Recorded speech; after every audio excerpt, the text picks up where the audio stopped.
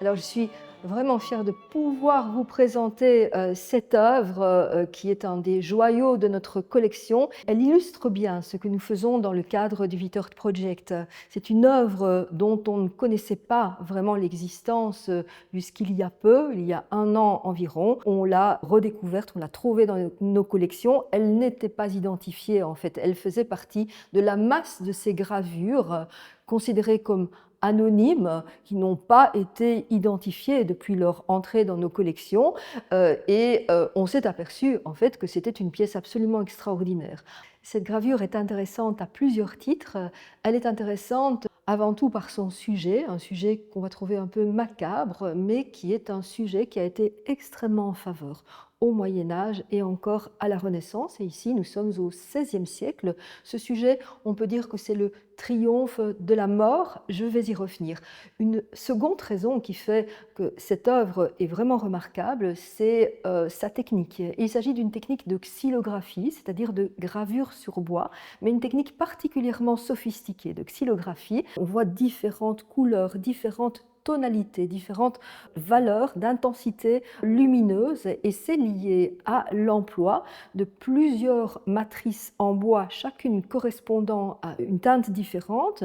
Une matrice en bois aussi spécifique a été utilisée pour la composition au trait, pour le dessin en quelque sorte, et la feuille a été imprimée par passages successifs sur les différentes matrices de manière à ce que la composition finale qui est imprimée apparaisse ainsi en différentes valeurs de gris beige. C'est ce qu'on appelle un chiaroscuro, un clair-obscur, parce qu'on a toute une gamme d'intensité lumineuse. C'est une forme de gravure qui a été très en faveur au début du XVIe siècle. Ici, nous sommes beaucoup plus tard, nous sommes dans la seconde moitié du XVIe siècle, et l'auteur de cette gravure, qui s'appelle Andrea Andreani, qui est un grand graveur actif en Italie, à Mantoue principalement, mais aussi à Florence, et cette œuvre il a probablement réalisée à Florence, était un artiste qui se signalait pour avoir revivifié en quelque sorte cette formule du chiaroscuro qui était à la mode quelques décennies plus tôt. Une œuvre intéressante par son sujet, c'est le triomphe de la mort, et en effet l'élément macabre est partout présent. Cela se présente comme une sorte de frontispice, un frontispice encadré par des montants latéraux avec ce qui devrait être des colonnes, mais quand on regarde de près, on s'aperçoit que le fût des colonnes, ce sont en réalité des squelettes. Et on voit que cette espèce d'entrée monumentale se dresse au-dessus d'un tombeau qui est ouvert. On s'aperçoit qu'il y a des figures qui sont en train de se lamenter. Ce sont en fait des allégories, le jour et la nuit. Si on continue à regarder les détails de cette gravure, eh bien on s'aperçoit vraiment que la mort est omniprésente. Ici, dans la partie supérieure, on voit trois figures féminines. Ce sont des déesses qui, dans la mythologie gréco-romaine, sont les figures qui évoquent le destin des vivants. Ce sont ce qu'on appelle les parques.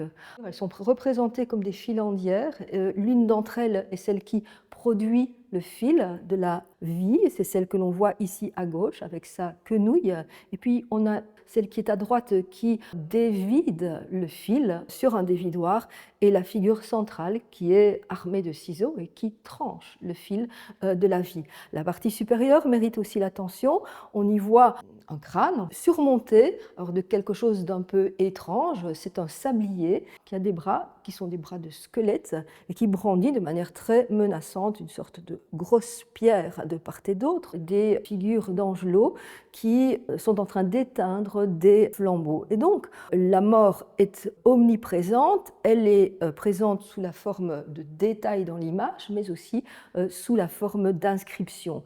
C'est ce qu'on appelle un memento mori, c'est la formule latine qui veut dire qu'il convient de se rappeler continuellement de la perspective de la mort.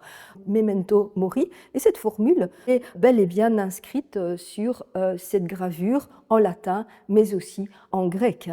Et les autres inscriptions évoquent eh bien, la mort, les lamentations liées à la mort. Par exemple, l'inscription latine qui se trouve ici dit que on a 3 raisons de pleurer. C'est précisé sur cette partie plus claire, en fait, qui attire l'attention. La première raison pour laquelle je me lamente, c'est parce que je sais que je devrais mourir. La deuxième raison qui m'arrache des larmes, c'est parce que, tout en sachant que je devrais mourir, je ne sais pas quand surviendra la mort. Et la troisième raison, c'est que le moment venu, je ne sais pas où je me trouverai.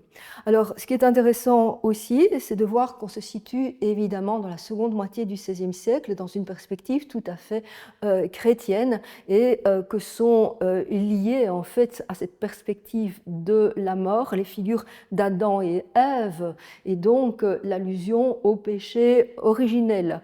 On voit aussi qu'on est dans une logique de perspective du jugement dernier. En effet, je n'ai pas encore attiré votre attention sur ces trous et sur laquelle je reviendrai dans un instant, mais sur le pourtour de la roue se trouve une inscription latine qui dit que cette perspective de la mort est inéluctable, mais qu'ensuite viendra le jugement. Et enfin, si on regarde sur ces écus qui se trouvent à gauche et à droite de la composition, il y a l'inscription latine qui dit le bien, les belles perspectives sont réservées aux bons et les mauvaises perspectives, les mauvaises choses sont réservées aux mauvais. Il faut ajouter que dans la partie inférieure de la composition, on a toute une série d'attributs qui sont ceux de la richesse, qui sont ceux du pouvoir, et on voit évidemment qu'ils sont parfaitement vains en regard de la mort. Mais maintenant, il faut vraiment qu'on s'intéresse à cette roue centrale. C'est en fait la roue de la fortune qui ne cesse de tourner, au centre de laquelle, tenant lieu en quelque sorte de moyeu, se trouve une figure de squelette. Alors ce qui est très très intéressant, c'est qu'entre les rayons de la roue, on voit des personnages de différentes conditions qui sont évoqués sous la forme chaque fois d'un crâne, portant un couvre-chef qui permet d'identifier leur statut. Alors il y a un roi avec une couronne, il y a un pape avec une tiare et un cardinal avec la coiffure typique des cardinaux. Et donc cette roue de la fortune, c'est une roue qui est censée tourner, et les inscriptions qui figurent sur les rayons de la roue, ce sont en fait des inscriptions latines qui disent « Tous les hommes sont faits de terre ». Comme le monde lui-même est fait de terre et de boue. Et pour ces hommes, quelles que soient leurs prétentions, ils ont intérêt à se rappeler qu'ils ne sont que de la terre, que de la boue. La perspective de la mort est inéluctable et au-delà, la perspective du jugement. Alors, il y a quelque chose qui est vraiment très intéressant. On regarde bien la petite pastille centrale, eh bien on s'aperçoit que c'est effectivement une pastille et que cette pastille ne fait pas corps avec le reste de la gravure. C'est un élément indépendant et en fait il peut tourner sur lui-même. Il peut tourner sur lui-même et en fait le squelette de la mort porte 3 caractères MUS qui sont la fin de chacune des inscriptions, qui permettent de comprendre le sens de chacune des inscriptions qui se trouvent sur les rayons de la roue. Et donc pour bien comprendre ce qu'on est en train de lire, il faut faire tourner la partie centrale, cette pastille portant l'effigie d'un squelette sur elle-même. Et alors ce qui est tout à fait exceptionnel, là on a une chance extraordinaire d'avoir une pièce comme celle-là dans notre musée, c'est que on connaît cette gravure, c'est une gravure célèbre et on peut comprendre pourquoi, mais elle nous est parvenue dans un état de conservation exceptionnel avec cette pastille centrale qui est encore mobile. Alors on ne le voit pas ici parce que l'œuvre est encadrée, mais en réalité elle est maintenue contre la gravure par le biais d'un petit cordon qui permet vraiment de la faire tourner. Et des œuvres qui ont gardé ce petit dispositif mobile sont vraiment très rares. En fait, on n'en connaît que 2 autres exemplaires et celui-là est tout à fait inconnu. Et donc c'est un des joyaux à nouveau de notre collection que nous sommes heureux de faire connaître. Alors je dois encore dire une chose à propos de l'auteur du dessin dont procède cette gravure, qui était aussi un orfèvre bien connu, actif à Florence dans la seconde moitié du XVIe siècle, s'appelait Giovanni Fortuna. On pense que peut-être il a élaboré cette composition en relation en fait avec toute une réflexion liée à son propre nom. Alors on a une petite inscription là qui nous donne le nom du graveur, la date de la gravure, mais aussi la dédicace. Cette œuvre, Giovanni Fortuna, l'a dédiée à un personnage qui est connu. C'était un homme de loi important à Florence dans la seconde moitié du XVIe siècle qui s'appelait Pietro Caballo.